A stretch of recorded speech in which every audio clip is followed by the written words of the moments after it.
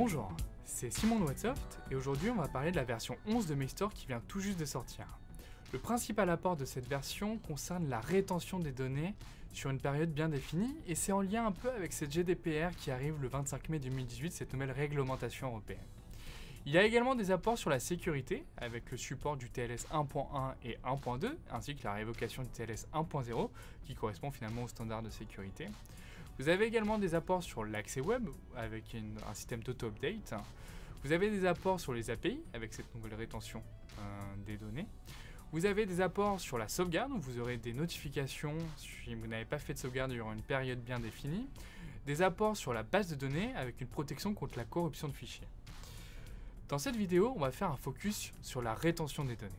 Pour trouver cette fonctionnalité, il suffit d'aller dans Mailstore, outils d'administration, conformité habituelle et stratégie de conservation.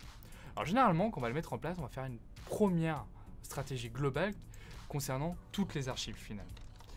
On doit alors définir quelle rétention on veut pour sa base. Généralement, on va prendre 5 ans, 10 ans, ça va vraiment dépendre de vos besoins. Alors la date qui est prise en compte dans cette stratégie, c'est bien la date d'archivage des emails. On n'a pas pris en compte la date de réception de l'email. Pourquoi? Parce qu'en fait, la date de réception de l'email peut être altérée, elle peut être modifiée. Ce qui voudrait dire qu'il y a une altération des données et donc de la stratégie de conservation.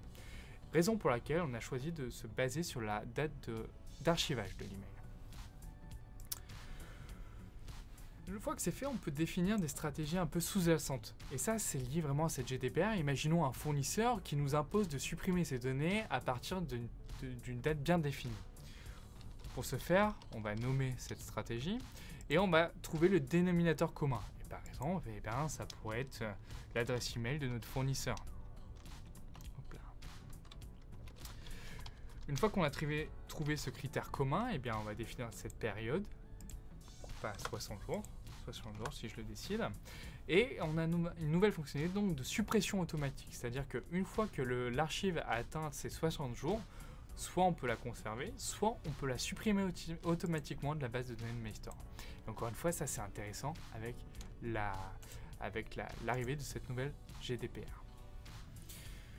Si vous voulez voir plus sur cette stratégie de conservation, je vous invite à télécharger la version 11 sur notre site web. Et moi, de mon côté, je vous dis à très vite pour de prochaines vidéos.